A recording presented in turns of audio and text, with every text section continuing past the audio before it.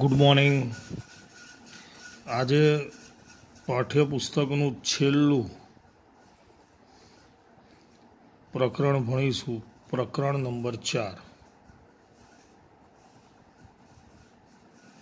Carbon અને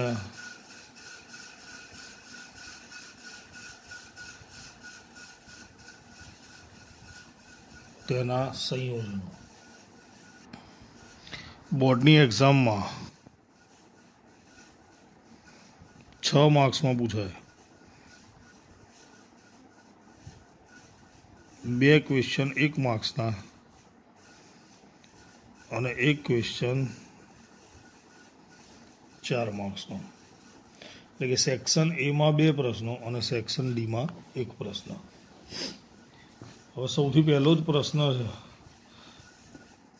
કાર્બનનું પ્રમાણ.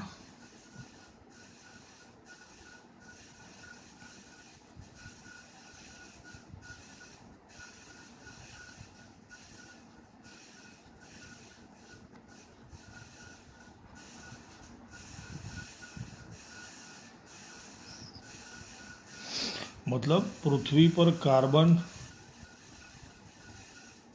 કેટલું રહેલું છે, તો પૃથ્વીના પોપડામાં કાર્બનનું પ્રમાણ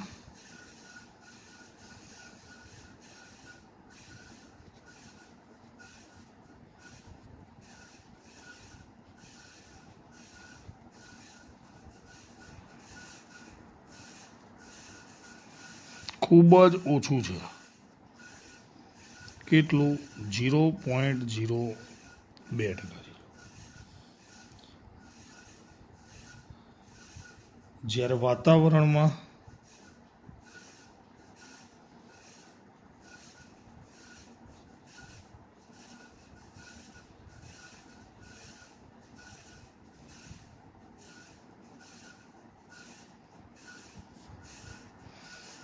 .03% જેટલું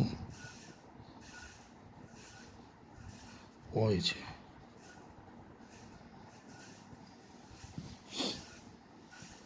બરાબર. હવે કાર્બન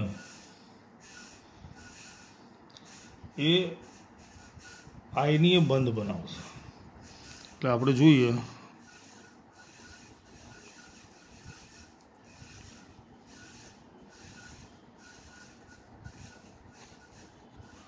આયનીય સંયોજનના ગુણધર્મો.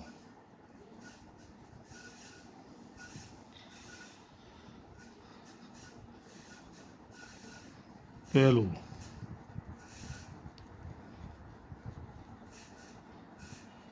તેના ગલનબિંદુ અને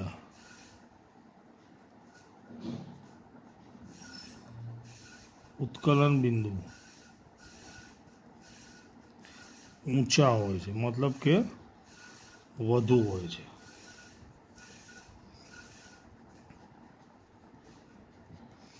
તેમાં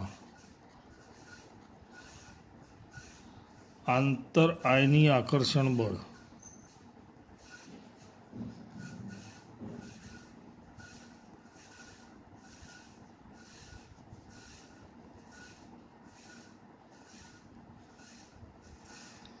પ્રબળ હોય છે. મતલબ તેના 2 અણુઓ વચ્ચેનું આકર્ષણ બળ ખૂબ જ મજબૂત હોય છે. તે જલીય દ્રાવણમાં કે પીગળેલી અવસ્થામાં વિદ્યુતનું વહન કરે છે. ઘન સ્વરૂપે વિદ્યુતનું વહન કરશે નહીં.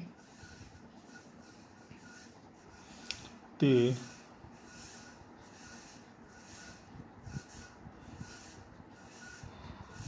જલીય દ્રાવણમાં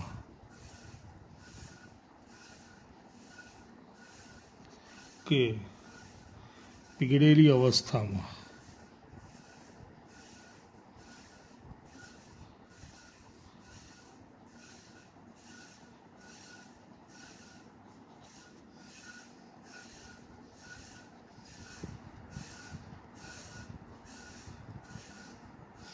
વિદ્યુતનું વહન કરે છે.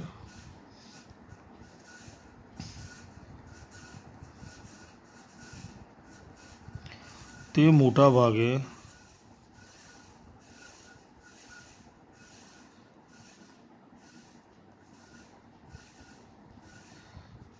ઘન સ્વરૂપમાં હોય છે.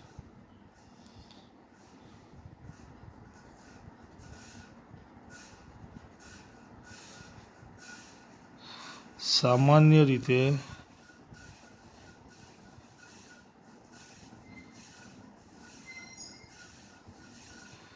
પાણીમાં સુદ્રાવ્યો છે.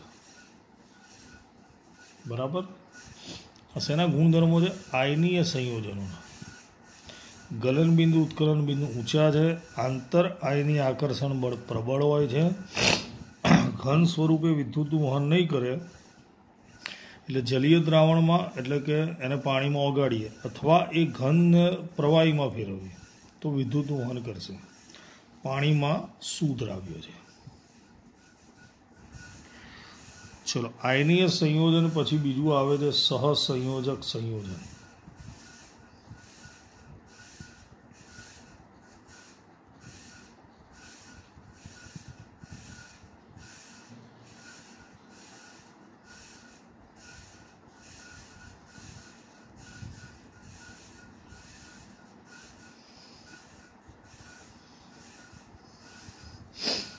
સહસંયોજક સંયોજન અથવા કાર્બન સંયોજન પણ કહી શકાય, કારણ કે કાર્બન સહસંયોજક બંધ બનાવશે.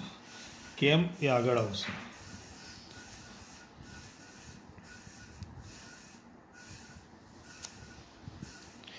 ચલો, તેના ગલન બિંદુ અને ઉત્કલન બિંદુ નીચા હોય છે.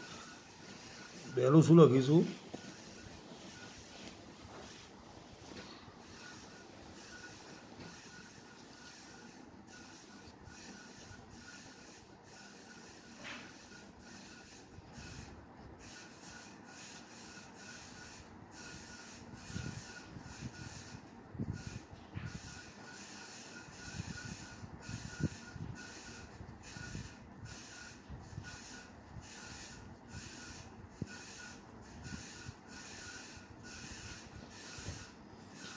બરાબર.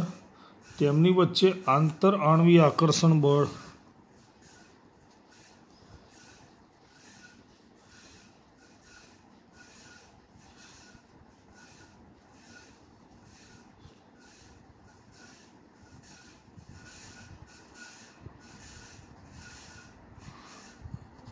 નિર્બળ હોય છે.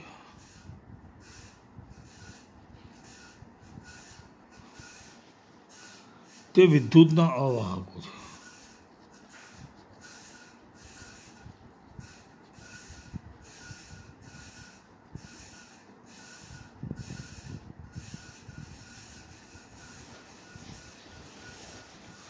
તે ઘન પ્રવાહી અથવા વાયુ અવસ્થા ધરાવે છે.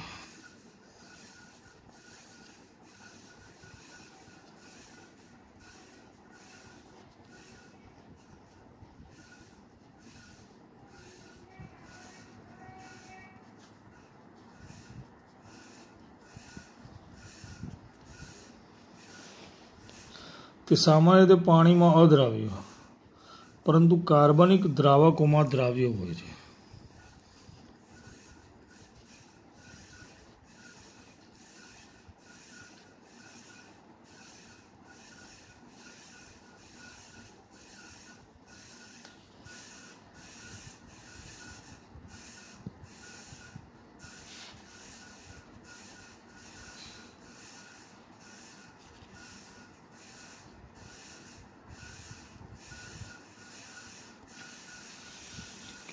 બંનેના ગુણધર્મો લગભગ વિરોધી છે. આયનીય સંયોજનના ગલન બિંદુ ઉત્કલન બિંદુ ઊંચા હોય, સહસંયોજકના નીચા હોય. આયનીયમાં આંતરઆણ્વીય બળ પ્રબળ હોય, સહસંયોજકમાં નિર્બળ હોય. આયનીય સંયોજનો પીગળેલી કે જલીય દ્રાવણમાં વિદ્યુતનું વહન કરે, આ વિદ્યુતના અવાહક છે. આયનીય સંયોજનો ઘન સ્વરૂપમાં જ હોય, આ ઘન પ્રવાહી કે વાયુમાં. આયનીય સંયોજનો પાણીમાં દ્રાવ્ય હોય, સુદ્રાવ્ય હોય. આ પાણીમાં અદ્રાવ્ય પરંતુ કાર્બનિક દ્રવ્યોમાં દ્રાવ્ય હોય છે.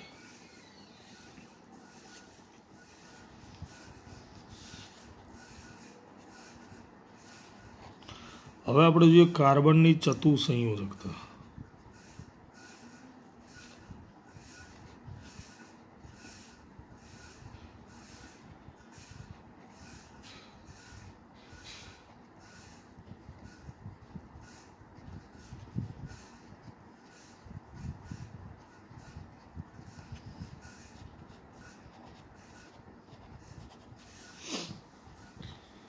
કાર્બનનો પરમાણુ ક્રમાંક 6 છે.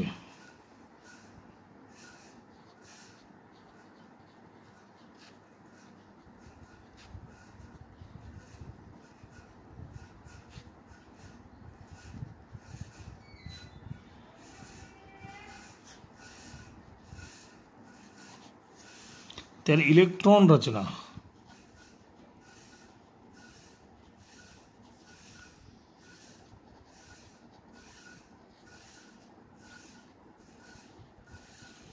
બે ચાર છે. મતલબ પહેલી કક્ષામાં 2, બીજી કક્ષામાં 4. એટલે કે કાર્બન પરમાણુ બાહ્ય કક્ષામાં 4 ઇલેક્ટ્રોન ધરાવે છે.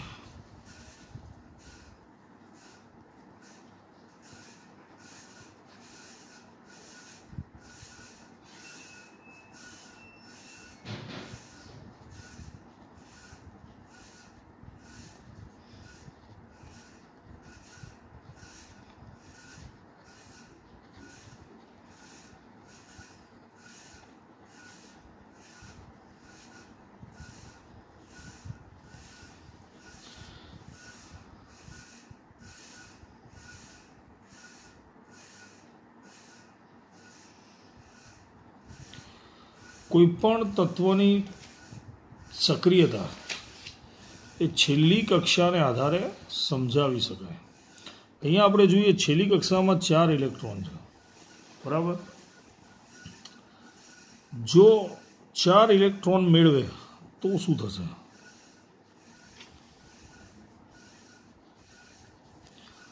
જો કાર્બન પરમાણુ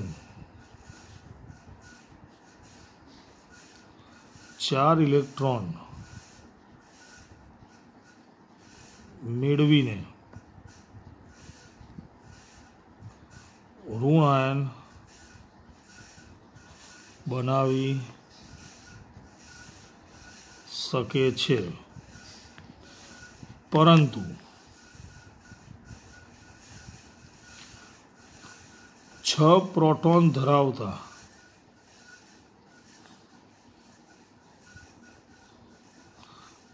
પરમાણુ કેન્દ્ર માટે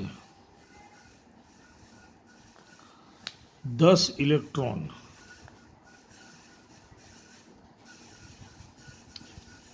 સમાવવા મુશ્કેલ છે.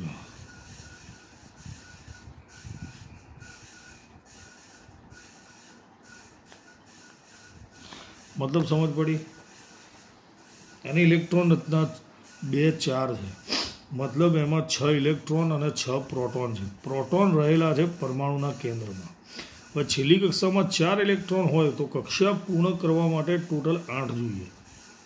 એટલે 4 ઇલેક્ટ્રોન ધારો કે એ મેળવે તો 6 ઇલેક્ટ્રોન તો ઓલરેડી હતા જ, બીજા 4 આવે એટલે કેટલા થાય? 10 થાય. અને પ્રોટોન તો 6 ના 6 જ રહેશે.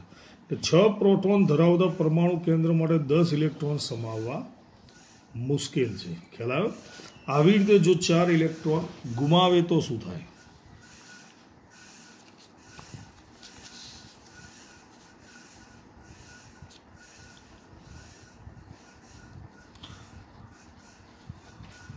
જો કાર્બન પરમાણુ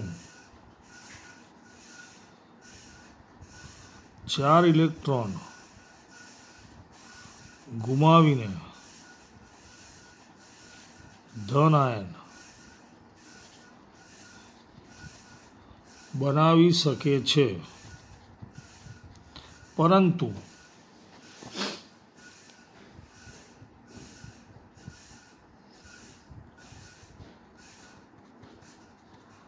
છ પ્રોટોન ધરાવતા પરમાણુ કેન્દ્ર માટે 4 ઇલેક્ટ્રોન ગુમાવી બે ઇલેક્ટ્રોન ધરાવતો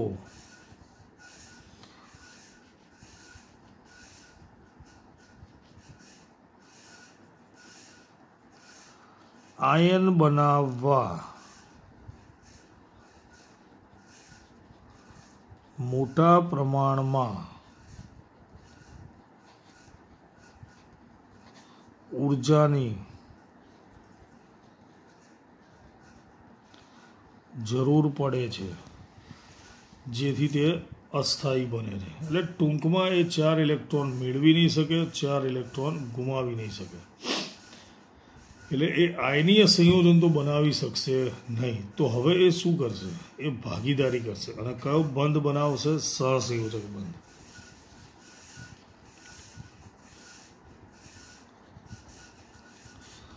આથી કાર્બન પરમાણુ ઇલેક્ટ્રોનની ભાગીદારી કરી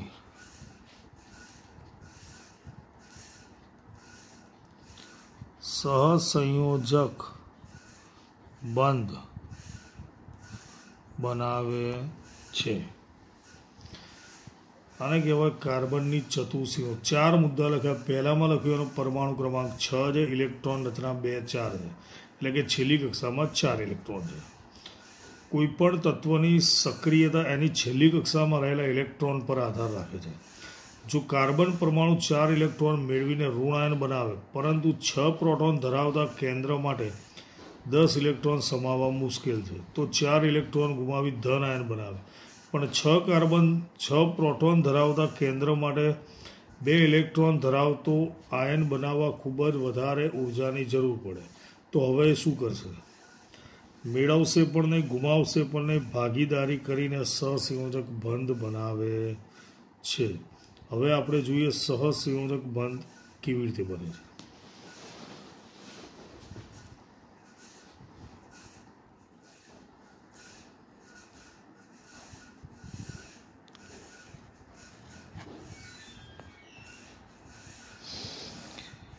H2 માં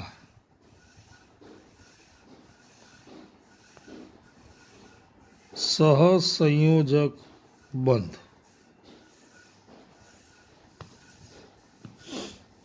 H એટલે હાઇડ્રોજન.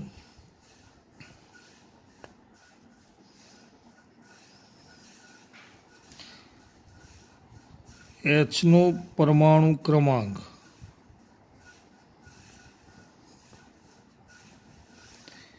1 છે.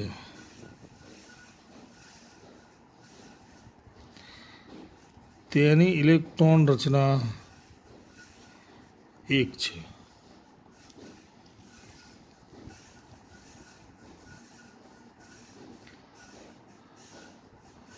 બાહ્ય કક્ષા પૂર્ણ કરવા 1 ઇલેક્ટ્રોનની જરૂર પડે છે.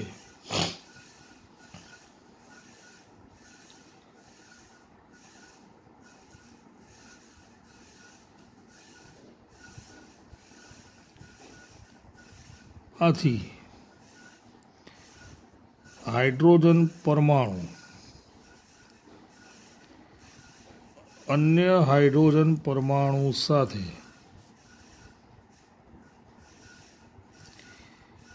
એક ઇલેક્ટ્રોનની ભાગીદારી કરી નિષ્ક્રિય વાયુ હિલિયમ જેવી રચના પ્રાપ્ત કરે છે. જોઈએ આપણે હાઇડ્રોજનનો એક પરમાણુ છે જેની છેલ્લી કક્ષામાં 1 ઇલેક્ટ્રોન છે.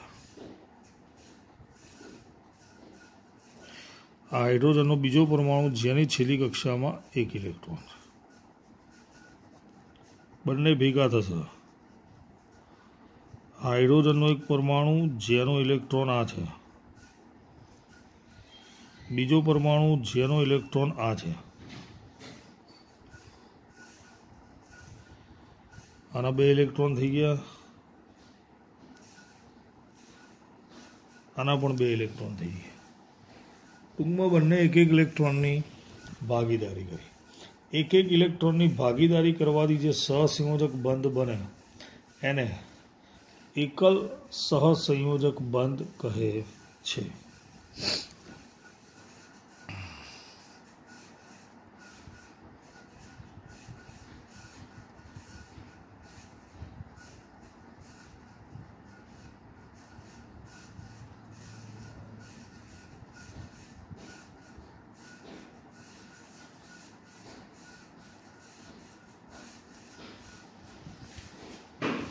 ख्याल आव्यो दरेक जनने? हजी एक बे उदाहरण जोईशुं એટલે ખ્યાલ આવશે વધારે।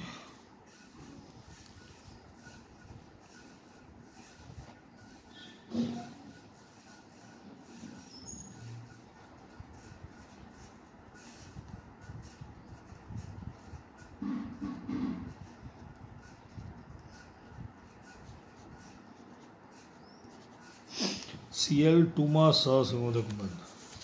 Cl2 मतलब क्लोरीन। Cl નો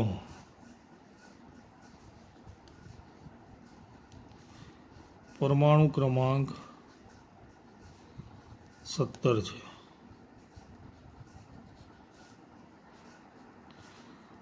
તેની ઇલેક્ટ્રોન રચના 287 છે।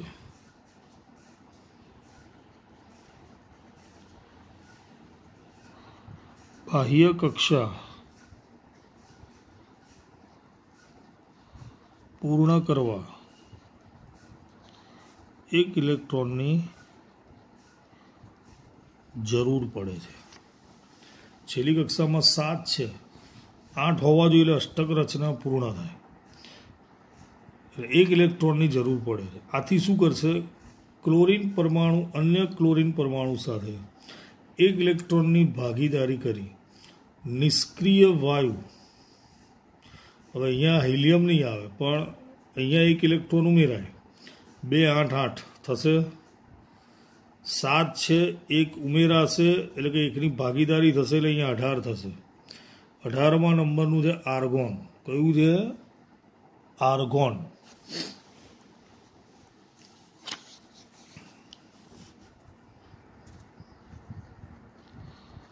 आथी क्लोरीन परमाणु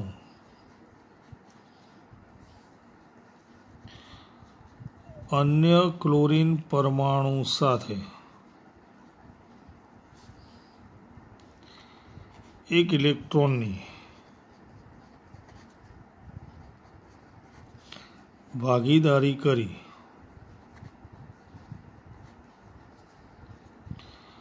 निष्क्रिय वायु आर्गोन जेवी रचना प्राप्त करे छे। चलो हवे क्लोरीन नी छेल्ली कक्षामां केटला इलेक्ट्रॉन छे? 7।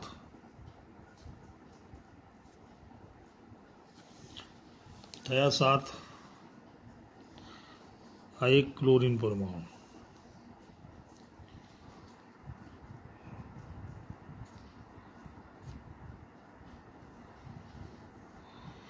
जो ऊपर 2 नीचे 2 अहींया 2 अने अहींया 1 एवी रीते ऊपर 2 नीचे 2 साइड में अने अहींया 1 साम सामे 1 1 छे जेनी भागीदारी थशे।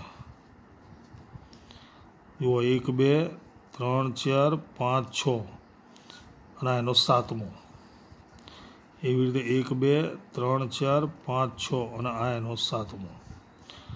हवे 8 थई गया અને આ રાઉન્ડમાં પણ 8 થઈ ગયા। ખ્યાલ આવ્યો? એક એક ઇલેક્ટ્રોનની ભાગીદારી કરી એટલે આને કહેવાય એકલ બંધ।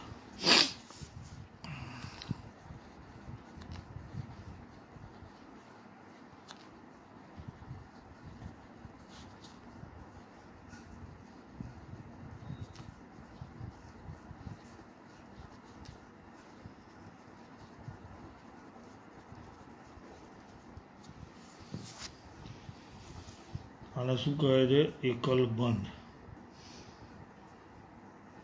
સમજ પડી દરેકને?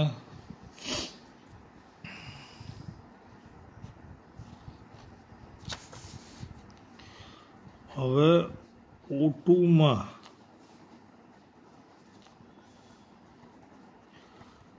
સહસંયોજક બંધ.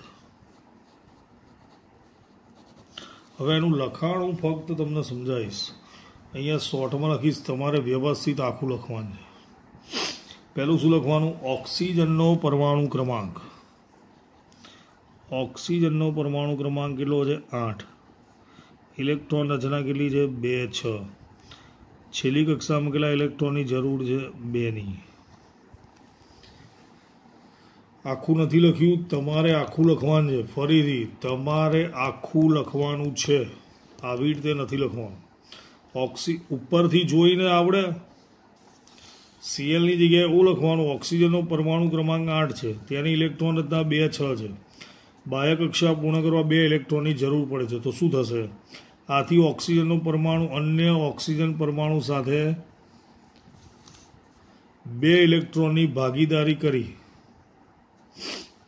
નિષ્ક્રિય વાયુ આર્ગોન નહીં આવે, આમાં 2 ઉમેરીએ એટલે 10 થાય, નિયોન આવશે, જેવી રચના પ્રાપ્ત કરે છે.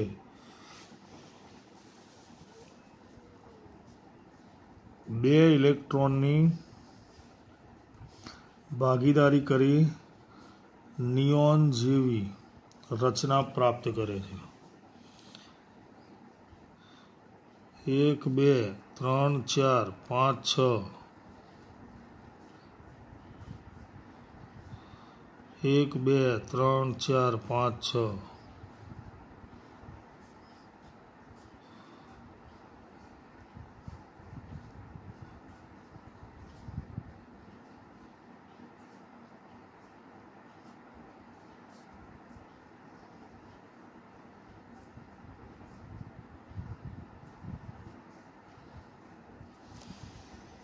ઓકે. 8મું N2 માં સહસંયોજક બંધ. નાઇટ્રોજનનો પરમાણુ ક્રમાંક 7, ઇલેક્ટ્રોન રચના 2 5. છેલ્લી કક્ષા પૂર્ણ કરવા 3 ઇલેક્ટ્રોનની જરૂર પડે. આથી એક નાઇટ્રોજન પરમાણુ અન્ય નાઇટ્રોજન પરમાણુ સાથે 3 ઇલેક્ટ્રોનની ભાગીદારી કરી. હવે આની અંદર 2 ઇલેક્ટ્રોનની ભાગીદારી કરી એટલે એને કહેવાય દ્વિબંધ. જે છેલ્લે લખતા હતા ને એકલ બંધ, એની જગ્યાએ શું લખવાનું? દ્વિબંધ. અહીંયા 3ની ભાગીદારી કરશે એટલે આ શું કહેવાશે? ત્રિબંધ. કેવી રીતે બનાવશે? નાઇટ્રોજન 1 2 5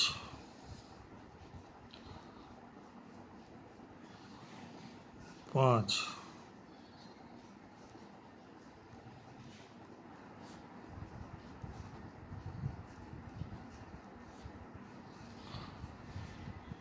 રાઉન્ડમાં 8 થઈ ગયા. આમાં પણ 8 થઈ ગયા. સમજ પડી દરેકને? આ 2 તમારે જાતે લખવાનું છે. ઓકે. આ એક્સ્ટ્રા વર્ક છે, ચોપડીમાં આપેલું નથી, એટલે ક્યાંય શોધવાનો પ્રયત્ન ના કરતા, ઉપરથી જોઈને આવડશે. બરાબર? Okay, done.